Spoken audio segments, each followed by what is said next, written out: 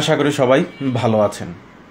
আমরা অনেকেই পরিপূর্ণ ইসলাম পালন করি, এমনও অনেক মানুষ আছে। 5 ওয়াক্ত নামাজ, কুরবানি, ঈদ, রোজা, হজ, জাকাত আমরা পরিপূর্ণভাবে পালন করে থাকি। তাহলেও আল্লাহ তাআলা কি আমাদের পরীক্ষা নেবেন না বা পরীক্ষা নেয় না? আসলে ইসলামের এই জিনিসগুলো হচ্ছে মৌলিক ভিত্তি, যেগুলো আমরা বিধিনিষেধগুলো আল্লাহর পক্ষ থেকে পালন করি। যেমন 5 ওয়াক্ত নামাজ, এই নামাজটা আল্লাহ তাআলা আমাদের উপরে ফরজ করে দিয়েছেন, এগুলো আমাদেরকে বিধিনিষেধভাবে পালন করতেই হবে। হজ, জীবনে একবার হলেও হজ করতে হবে, এটা আল্লাহর পক্ষ থেকে হুকুম। এখন আমরা যদি মনে করি যে আমরা পরিপক্কভাবে আমরা ঈমান এনেছি, তাহলে কি আমাদের এই দুনিয়াটাকে জান্নাতের মতো হয়ে যাবে? বা বিপদ আপদগুলো কেন আসে? আমরা তো জানি যে নামাজ আদায় করছি, কোরআন তেলাওয়াত করছি, বিধিনিষেধগুলো পালন করছি, লালন পালন করছি, আল্লাহ যেভাবে আমাদেরকে ইহকাল যে বিধিনিষেধগুলো রেখেছেন সেগুলো আমরা পালন করছি। তাহলে কেন আমাদের জীবনে যে বিপর্যয়, এই বিপর্যয়গুলো নেমে আসে? আমাদের যে চাওয়া পাওয়া যে আকাঙ্ক্ষাগুলো, এগুলো কেন আমাদেরকে ভিতর দিয়ে যেতে হয়? আচ্ছা, মানুষ কি মনে করে যে ঈমান এনেছি বলেই তাদেরকে ছাড় দেওয়া হবে? পবিত্র কোরআনে যেটা আনকাবুতে আল্লাহ তাআলা ঘোষণা দিয়েছেন যে মানুষ কি মনে করে যাদেরকে যে ঈমান এনেছে বলেই তাদেরকে ছাড় দেওয়া হবে? আমরা যদি ঈমান এনেছি তাহলে আমরা কেন ছাড় পাবো না? মানে কিসের ভিত্তিতে ছাড় পাবো না, কোথায় ছাড় পাবো না, কেন ছাড় পাবো না, এটা হচ্ছে মূল পয়েন্ট। আমরা আল্লাহর পক্ষ থেকে যদি আমরা বিধিনিষেধগুলো পালন করি এবং পরিপূর্ণ ঈমানদার মুসলমান হই, তাহলে কেন আমরা ছাড় পাবো না? আমরা কিসে ছাড় পাবো না? সেটা হলো আল্লাহ তাআলা আমাদেরকে যে দুনিয়াতে পাঠিয়েছেন পরীক্ষা দেওয়ার জন্য, এই পরীক্ষার থেকে আমরা ছাড় পাবো না। আল্লাহ তাআলার ঘোষণা দিয়েছেন আমরা পরীক্ষা থেকে ছাড় পাবো না। কিরকমভাবে? আমরা তো নামাজ আদায় করছি, কোরআন তেলাওয়াত করছি, জিকির আজকার করছি, আল্লাহ তাআলার যে হুকুম বা বিধিনিষেধগুলো আছে আমরা সেগুলো মানছি, তাহলে আমরা কেন ছাড় পাবো না? বা কিসের পরীক্ষা? এটাই তো আমাদের পরীক্ষা দিয়ে ভিতর দিয়ে যাচ্ছি না। আল্লাহ তাআলা আমাদেরকে পরীক্ষা রেখেছেন যে আমরা পরীক্ষা দিব, সুস্বাস্থ্যের পরীক্ষা। আমরা সুস্বাস্থ্যে অধিকারী হয়ে আল্লাহর পক্ষ থেকে আমরা যেন ভুলে না যাই, গাফেল না হই, উদাসীন না হই। এই যে একটা পরীক্ষা, এই পরীক্ষার ভিতর দিয়ে আমাদের যেতে হবে। অনেক স্বাস্থ্যবান আছে যারা সুস্বাস্থ্যের অধিকারী, যাদের কখনোই রোগ শোকে আক্রান্ত করে না, তারা যখন সুস্বাস্থ্যের অধিকারী থাকে তখন আল্লাহ তাআলাকে ভুলে যায়। এই যে ভুলে যাওয়া, এটাই হলো পরীক্ষার ফেল করা। এই পরীক্ষার ফেল করা আমাদের যাবে না। উপর্যুপরি আবারও রয়েছে যে আমরা যখন অসুখে ভুগি, রোগে সুখে ভুগি, সহজেই যেন আমরা ভালো না হই, তখনও আমরা আল্লাহ তাআলার থেকে বিমুখ হই। আমরা যখন রোগে সুখে থাকি তখন এটাও কিন্তু আল্লাহ তাআলার একটা পরীক্ষা, যেটা এই আনকাবুতে সূরাতে আমাদেরকে দিয়েছেন যে রোগে সুখে তোমাদেরকে ভোগ করতে হবে। যদি তুমি ঈমান আনো, তাহলেও কিন্তু তোমাকে ছাড় দেওয়া হবে না। কিসের থেকে ছাড় দেওয়া হবে না? পরীক্ষা থেকে ছাড় দেওয়া হবে না, পরীক্ষা দিতেই হবে। যখন রোগ সুখে থাকে তখনও কিন্তু আল্লাহ তাআলাকে ভরসা করতে হবে, আল্লাহ তাআলাকে যে তারপরেও যখন রোগ সুখে থাকি তখন আল্লাহ তাআলার যে বিধিনিষেধগুলো আছে সেগুলোও কিন্তু বাস্তবায়ন করতে হবে।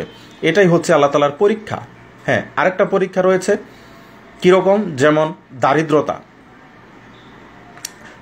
দিয়েও আল্লাহ তাআলা পরীক্ষা করেন, আবার ধন্যাঢ্য দিয়েও আল্লাহ তাআলা পরীক্ষা করেন, ক্ষমতা দিয়েও পরীক্ষা করেন, অবহেলা দিয়েও আল্লাহ তাআলা কিন্তু পরীক্ষা করেন। এই যে প্রত্যেকটা স্টেজে, প্রত্যেকটা ধাপে ধাপে আল্লাহ তাআলা যে আমাদেরকে যে পরীক্ষা রেখেছেন, এই পরীক্ষায় উত্তীর্ণ হওয়াই কিন্তু আমাদের মূল উদ্দেশ্য। আমরা যে শুধু ঈমান আনবো এবং ঘরের কোনায় বসে যে তসবিহ টিপবো, আসলে এরকম না। কিন্তু আমাদের আরও পরীক্ষা রয়েছে। আমাদের অনেকে আছে যে দেরিতে বিয়ে হয়, বিয়ে হচ্ছে না, বয়স বেড়ে যাচ্ছে, এটাও কিন্তু আল্লাহ তাআলার পক্ষ থেকে একটা পরীক্ষা, ধৈর্য ধারণের পরীক্ষা। আবার অনেক সময় আমাদের পরীক্ষা দিয়ে থাকে যে অনেকগুলো আল্লাহ তাআলা বিয়ে আমাদেরকে করিয়ে দেয়, কিংবা অনেকগুলো সন্তান সন্ততি দিয়ে আমাদেরকে দিয়ে দেয়।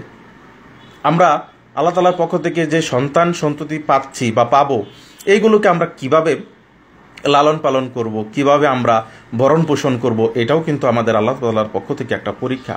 আল্লাহ তাআলা যে আমাদেরকে দায়িত্ব দিয়েছে, অসংখ্য যে সন্তান সন্ততির নিয়ামত হিসেবে দিয়েছে, এই নিয়ামতগুলোকে আমরা আল্লাহ তাআলার পক্ষ থেকে কিভাবে আমরা পরিচর্যা করছি, সেটাও কিন্তু একটা দেখার বিষয় আল্লাহ তাআলার পক্ষ থেকে। আবার অনেক সময় আছে যে আমরা সব কিছু ঠিক আছে কিন্তু সন্তান হচ্ছে না, বছরের পর বছর, যুগের পর যুগ পার হয়ে যাচ্ছে, তারপরেও একটা সন্তানের আশায় বুক বেঁধে যাচ্ছে। এটাও কিন্তু আল্লাহ তাআলার পক্ষ থেকে একটা পরীক্ষা। আমাদের পরীক্ষা দিতে হবে যে গড় সংসারের প্রত্যেকটা মানুষ আপনাকে না দেখতে পারে এবং বিমুখ হতে পারে। এগুলো একটা পরীক্ষা। আপনি একাকিত্ব অনুভব করবেন। একাকিত্ব অনুভব করলে আপনি কিভাবে আল্লাহ তাআলার আপনার সম্মানিত করেন, বা আল্লাহ তাআলার পক্ষ থেকে আপনি কিভাবে আল্লাহ তাআলার যে গুণকীর্তন গান বা আপনি কিভাবে বিধিনিষেধগুলো পালন করেন, এটাও একটা দেখার বিষয়। আপনি একাকিত্ব অনুভব করছেন, আপনাকে শয়তানে তাড়া দিল এবং আপনি শয়তানের পদাঙ্ক অনুসরণ করলেন, বা আপনি কি জিকিরাজগার করছেন, নামাজ আদায় করছেন, বা একাকিত্ব অনুভব করছেন যখন কোরআন তেলাওয়াত করছেন, এগুলো আদায় করছেন কি না, এটাও কিন্তু আল্লাহ তাআলার পক্ষ থেকে একটা পরীক্ষা। আপনাকে পরীক্ষা দিতে হবে যে ফজরের নামাজের সময় উঠে নামাজ আদায় করতে হবে। ভোর শীতে আপনাকে উঠে ঠান্ডা পানি অনুভব করতে হবে, স্পর্শ করতে হবে। এটাও কিন্তু আল্লাহ তাআলার পক্ষ থেকে একটা পরীক্ষা। আপনি মুখে বলে দিলেন যে আমি ঈমান এনেছি, আমি আল্লাহ এক, আল্লাহ ছাড়াও অন্য কোনো মাবুদ নেই, হযরত মুহাম্মদ সাল্লাল্লাহু আলাইহি সাল্লাম আল্লাহর বান্দা এবং প্রেরিত রাসূল, এগুলো যদি আপনি মুখে স্বীকার করে ফেলেন এবং কাজকর্মে যদি আপনি বা পরীক্ষার ফেল যদি আপনি করে থাকেন, তাহলে আল্লাহ তাআলার পক্ষ থেকে আপনি বোঝা গেল যে পরিপূর্ণ ঈমান আনতে পারেননি। তাই আল্লাহ তাআলা বলেছে, এই দুনিয়াতে আমরা একজন রাখাল, আমাদেরকে প্রশ্ন করা হবে কে কতটুকু রাখাওয়ালি করতে পেরেছি। আমরা যে ঈমান নিয়ে বসবাস করছি বা জীবন চালিত করছি, এই ঈমানের পিছনে আমরা কতটুকু আল্লাহর যে দেওয়া পরীক্ষা, এই পরীক্ষার ভিতর দিয়ে আমরা যেতে পারছি এবং সব পরীক্ষাগুলোকে আমরা উত্তীর্ণ হতে পারছি কিনা, এটা আপনার যে যে মন, এই মনকে প্রশ্ন করতে পারেন। কারণ আপনি যদি আপনার মনকে যদি প্রশ্ন করতে পারেন, তাহলে আপনি কামিয়াব হয়ে গেছেন। আপনি একাকিত্ব অনুভব করছেন, এই একাকিত্ব অনুভব